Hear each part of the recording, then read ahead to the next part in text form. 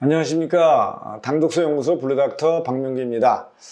제가 계속 이제 치매 시리즈 하고 있죠. 사실은 제가 이제 연구를 지금 하고 있다고 이제 학교하고 같이 연구를 하고 있다 그랬는데, 당독소 이제 4주 투여가 끝났습니다. 인지 기능이라든가 이런 이제 여러 가지 이제 행동 발달, 행동 특성들을 이제 테스트하고, 그 다음에는 이제 실제 뇌 조직 속에 얼마나 많은 아밀로이드 베타가 축적이 됐는지, 그게 장 유래의 아밀로이드 베타인지 아니면 우리 몸에서 만들어진 몸을 통해 가지고 우리 혈액을 통해서 BBB를 통해서 이게 뇌로 가는 건지, 이제 그것이 이제 밝혀질 날이 이제 며칠 안 남았습니다. 그리고 저희가 주에 이제 분변을 당독소를 먹이기 전, 먹인 후에 분변 검사를 해서 분변에 어떻게 장내의 균층들이 변했는지, 이 데이터도 저희가 지금 이제 준비를 하기 위해서 지금 다 보냈습니다. 분석기관에. 그래서 제가 오늘 말씀드리고자 하는 거는, 저희가 지금까지 해본 최종 결론은 치매나 알츠하이머를 예방하는 데 있어서 가장 중요한 것이 장이다. 장내의 세균을 어떻게 조절하고 컨트롤하느냐가 핵심이다. 제가 계속 말씀드리지만 장에 있는 균수는 우리 몸에 있는 세포수보다 훨씬 더 많다. 근데 이 균들이 조금만 틀어지면 내 몸을 좌지우지할 수 있다.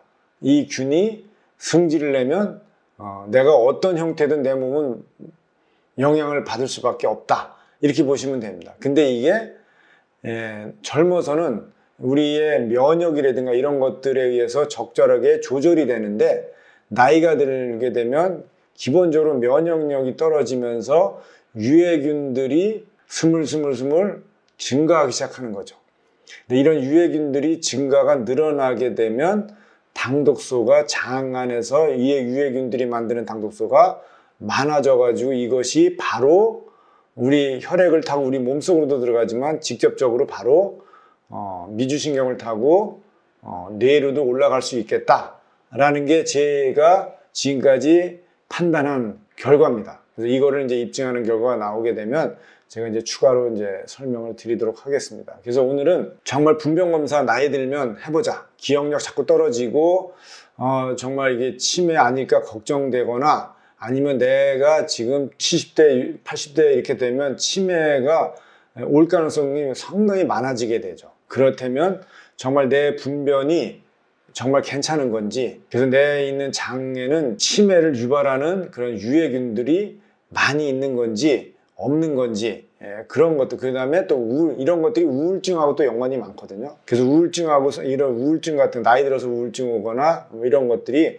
상호관계가 있는지 없는지를 알아보기 위해서는 분변 검사를 해야 돼요. 그래서 저희가 이제 거기에다가 이제 쥐실험한 것도 맡겨서 이런 것들을 지금 테스트를 저희가 지금 하고 있죠. 그래서 이제 그런 측면에서 한번 소개를 드릴 필요가 있겠다, 이런 생각을 합니다. 알츠하이머 치매 발병에서 장내세균 분포가 핵심이다 라고 하는 게 이미 뭐 제 얘기가 아니라 이미 논문에서도 많이들 가능성이 있다라는 얘기들을 많이 하고 있지만, 근데 저희가 이제 그 부분에서 아주 결정적인 증거를 저희가 제시할 수 있지 않을까, 이렇게 생각합니다. 장의 유익균하고 유해균 분포에 따라서 당독소 생성 차이가 당연히 발생하죠. 유해균이 많으면 당독소는 무조건 많아질 수밖에 없고, 장내 유해균율의 당독소가 치매 발병의 핵심이 된다라고 저는 지금 현재 확신하고 있고, 그래서 이제 분변 검사가 상당히 중요하다, 이 얘기를 합니다. 그래서 이 장내 세균 분석에 대한 기술에 대해서 소개를 드리려고 합니다. 기존에 보면 2세대 기술이 있고 3세대 기술이 있어요. 2세대 기술은 일루미나 마이시퀀스라고 하는 이런 브랜드의 기술이죠. 2세대 기술이 있고 3세대는 옥스포드 나노포와 이 기술이 있어요. 이 두 가지 기술이 있는데, 2세대 기술은 16S rRNA라고 하는데, 우리가 마치 이거는 주민등록증 같은 개념이다, 이렇게 보시면 돼요. 이 정보가, 이 16S rRNA에 정보가 담겨 있는데, 이 정보가 쉽게 말하면 사람마다 틀리다. 그거는 마치 주민등록증 가지고 몇 년생에 누구고 이렇게 자기를 증명하듯이 주민등록증 같은 역할을 하는 게 누구냐, 16S rRNA예요. 근데 요거를 16S rRNA의 풀 전체를 이렇게 읽는 거예요. 전체를 보고 판단하는 것이 아니라 V3하고 V4 리전만 딱 잘라가지고 그걸 가지고 하는 거예요. 그래서 약 500 베이스 페어 정도의 있는 유전자를 분석을 해서 너가 홍길동이냐 누구냐 분간을 해주는 거야. 근데 문제는 그것만 잘라가지고 분석을 하다 보니까 예를 들면 풀네임을 분석을 못 해주는 거야. 예를 들면 이 지너스 속만 분석해. 이 지너스라고 하는 게 예를 들면 뭐냐, 제 이름이 만약에 홍길동이다. 예를 들면 홍길동이다. 그러면 지너스라고 하는 건 뭐냐면 성만 얘기하는 거다. 일종에 보면 성. 홍씨라는 것만 아는 거예요. 근데 홍씨에는 홍길동도 있고 홍순아도 있고 뭐 여러 가지 이름이 있겠죠.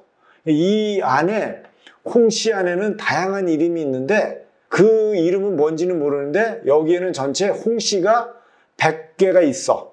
이렇게 되는 거예요. 그러니까 이 안에 홍 누구인데 이 어떤 홍길동은 예를 들면 좋은 애고 홍 누구는 나쁜 애일 수 있죠. 쉽게 말하면 강도고 살인자다. 근데 얘가 나쁜 놈인지를 구별을 못해요. 그냥 홍씨가 가지고 있는 세균이 100개가 있다. 이것만 인식하는 거예요. 근데 3세대는 어떤 걸 하느냐? 종까지.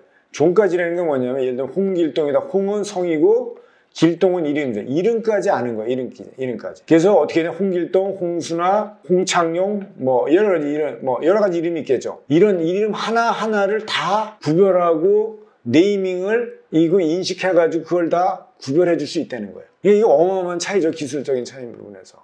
이 3세대 옥스퍼드 나노포화는 그 한 사람 한 사람 100명 하나 세균, 유해균이면 유해균 균 하나하나를 다 이름을 찾아가지고 너는 좋은 놈 이쪽, 나쁜 놈 이쪽 이 구별을 해줄 수 있는 거예요.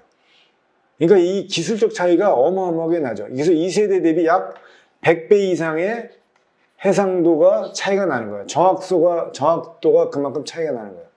그래서 여기 종 수준으로 해서 지금까지 약 9,485개의 종을 분류할 수 있다는 거를 확인을 했고 이 DB를 가지고 있어요. 근데 이게 끝이 아니에요. 균을 지금 왜냐하면 계속해서 지금 이런 것들을 이 종을 얼마나 디텍션하는지 계속 늘어나고 있어요. 이게 지금은 9,000이죠. 10,000 넘어가고 뭐 2만 넘어가고 계속 DB를 확보하죠. 이 DB 데이터베이스가 있으면 어떤 분변을 갖다 놔도 모든 분변을 다 지금은 이제 구별해 줄 수 있다. 이렇게 보시면 됩니다. 그 정도의 퀄리티 컨트롤의 차이가 어마어마하게 난다. 그러니까 게임이 안 되는 거죠. 그러니까 이거를 가지고는 사실은 분석할 수 있는 게 별로 없어요. 그리고 정확도가 너무 많이 떨어져. 근데 그런 측면에서 보면 마치 이거는 PCR은 아니지만 PCR에 버금가는 그 정도의 해상도를 근접해가는 그런 기술이다. 이렇게 보시면 됩니다. 이 기술이 그런 면에서 제가 이게 너무 중요한 이유가 뭐냐면 우리가 비싼 돈을 들였는데 홍씨만 알아. 이렇게 되면 그 돈의 가치를 제대로 데이터가 제공을 못 해주는 게 되는 거죠. 그렇지만 이 3세대 같은 경우는 그 가치를 충분히 제공해주고도 남는다. 그리고 앞으로도 계속해서 디벨롭이 되고 그래서 엄청난 이런 데이터가 쌓이기 때문에 제가 보니까 이게 세계 넘버원 기술이에요. 제가 이게 분석을 해보니까. 그래서 이 기술을 가지고 우리가 분변 검사를 하는 것이 상당히 좋겠다. 그래서 쉽게 말해 이겁니다. 3세대 플랫폼은 16S RNA하고 23S rRNA 그 다음에 이 가운데 있는 스페이스까지 해서 이 토탈을 다 읽어내는 거예요. 근데 2세대 플랫폼은 이 중에서 V3하고 이 중에서도 특히 V3하고 V4 요 두 개의 부위만 읽어가지고 구별하겠다는 거예요. 그러니까 해상도가 차이가 날 수밖에 없죠. 기술적으로도 그렇고. 그래서 이 회사가 지금 미러라고 하는데 마이크로바이얼 아이덴티피케이션 유징 rRNA 오페런 리전이라고 하는데 이 미러라는 그 데이터베이스 자체 데이터베이스를 구축해서 앞에서 봤더니 지금 9,485개 정도의 스페시스를 확보를 했다. 이 DB를 이렇게 보시면 될 것 같아요. 그래서 이게 뭐냐면 미생물의 계통 분류 모시던데요. 아까 얘기했더니 스페시스 이게 종이거든요. 그 위에 이게 맞으면 어떻게 맞지? 왜냐면 이게 손자뻘이다 그러면 이게 자식이고 이게 아버지고 아들이다 그러면 자식이다 그러면 얘가 아버지고 여기는 할아버지고 고조 할아버지, 뭐 증조 할아버지 이렇게 쭉쭉 올라가는 거죠. 조상으로. 그러니까 사실은 이 밑으로 내려가면 종다음에 또 서브 스페시스가 있죠. 이 밑으로 내려가면 내려갈수록 어떻게 될까? 해상도가 좋아지는 거, 정밀도가 좋아지는 거고, 그래서 우리 장내 분변의 기능들, 유해균이 많은지 어떤 이런 것들을 제대로 정리하고 파악할 수 있는 거다. 여기서 보시면 이런 거죠. 에스케리치아 콜리라고 이게 대장균이거든요. 에스케리치아는 이게 일종의 성 같은 거예요. 콜리 요게 이제 지너스, 요게 지너스라고 하는 거거든요. 속이죠, 속. 지너스라고 이제 콜리, 뭐 여기 보면 크랩시엘리아, 뉴모니아 이건 이제 폐렴균인데 크랩시엘리아는 일종의 속이에요. 그 다음에 뉴모니아는 종이고. 근데 쉽게 말하면 기존의 2세대 가지고는 어떻게 하냐? 이 에스케리치아, 크랩시엘라, 옥살로박터 여기까지만 읽어주는 거예요. 요기만. 이 밑에는 못 읽어요. 구별이 안 돼요. 근데 3세대는 이게 전체를 다 읽어줄 수 있는 그런 차이가 있다. 이렇게 보시면 돼요. 그래서 이 기술을 가지고 보니까 마이크로바이올로지 스펙트럼이라고 하는 데다가 2012년도에 이 회사가 발표를 했더라고요. 그래서 이 논문을 쭉 읽어보고 나서 정말 좋은 기술을 아주 기반 기술을 가지고 있는 회사다. 이렇게 제가 이제 확인을 한 거다. 이렇게 보시면 돼요. 장내 마이크로비옴을 분석을 해가지고 실질적으로 타입이 보니까 4가지가 있더라고요. E 타입, 1 타입, B 타입, 뭐 D 타입. 디스바이오시스는 가장 나쁜 거죠. 그 다음에 E 타입은 가장 좋은 거. 그러니까 내가 분변 검사를 하면 타입이 D 타입인지 B 타입인지 D 타입인지 B 타입인지 I 타입인지 이런 것들을 이제 구별을 이제 알고리즘을 통해 가지고 분석해 가지고 이거를 이제 알려주는 거더라고요. 보면 내가 먹은 유산균이 있냐? 이 사람 같은 경우에 유산균이 하나도 없어요. 그러니까 유해균도 유해균이나 뭐 전체 균의 총수라든가 여러 가지 이런 파라미터들을 다 보여주게 되고 실제 보게 되면 유해균 30개를 따로 분류를 해서 서비스를 해주더라고. 보면 여기 보면 악티노박터라든가 프로테오박터라든가 뭐 여기 보면 클로스트리디움이든가 이런 것들 유해균이죠. 이런 것들 뭐 설사나 이런 걸 많이 나오게 되는 거 뭐 이런 크랩시엘라 뉴모니아도 있고 이런 유해균들이 총 당신의 분변에서는 11개가 검출됐다.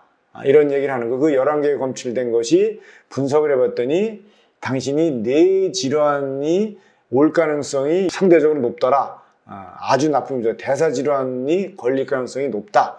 이런 거를 이제 정보를 주게 되고 그러면 의사 선생님이 이거를 가지고 정보를 가지고 현재 당신이 가지고 있는 질환하고 얘가 어떻게 매치되는지. 그러니까 내가 현재 여기저기가 아픈데 이게 장에서 유래된 원인인지 아니면 다른 원인인지를 진단을 해주게 되는 거죠.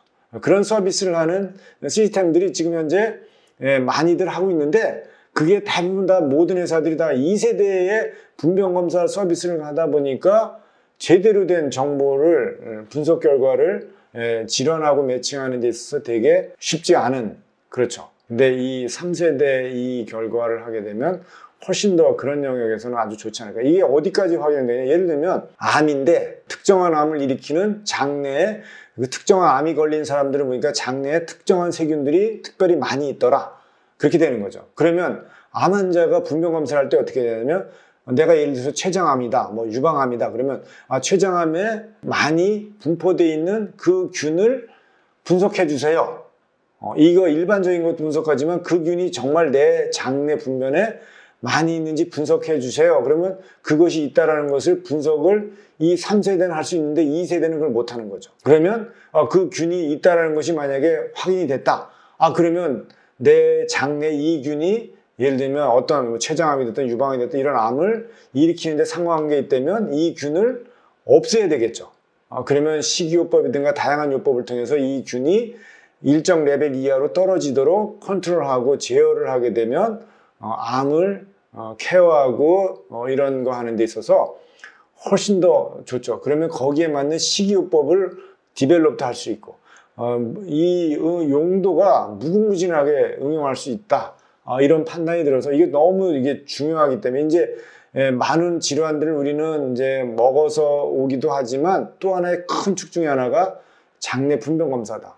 이 분변 검사를 정말 제대로 분석하는 이 시스템을 이 발달이 되는 것이 정말 우리의 그 어떤 질환을 치료하고 개선하고 케어하는 데 있어서 상당히 중요한 역할을 해줄 수 있을 것 같다 생각돼요. 특히 이제 치매 쪽에서 치매나 파킨슨의 핵심 원인균이 프로테온 미라빌리스나 뭐 크랩시엘라 뉴모니아라든가 이런 몇 가지 특정한 우울증 같은 거 이런 균들이 이미 알려져 있거든요. 그런 균들이 만약에 특정화되어 있다 그러면 아 내가 온 우울증이 이것 때문에 그렇구나. 아 그러면 이 균을 없애는 식이요법을 가이드를 받게 되면 우울증 같은 것도 좋아질 수 있고 이런 다양한 질환들을 개선하는데 이 분명검사가 하는 역할이 상당히 클 수 있다. 이것도 그래서 분명검사가 일종의 큰 진단의 툴로서 자리매김을 해야 되는데 그동안 자리매김을 잘 못했던 이유가 뭐냐, 분석 능력이 떨어져서 해상도가 떨어져서 그걸 못했는데 이제는 그걸 할 수 있는 시대가 성큼 다가왔다. 그런 측면에서 저희가 오늘 이 기술을 좀 소개할 필요가 있지 않을까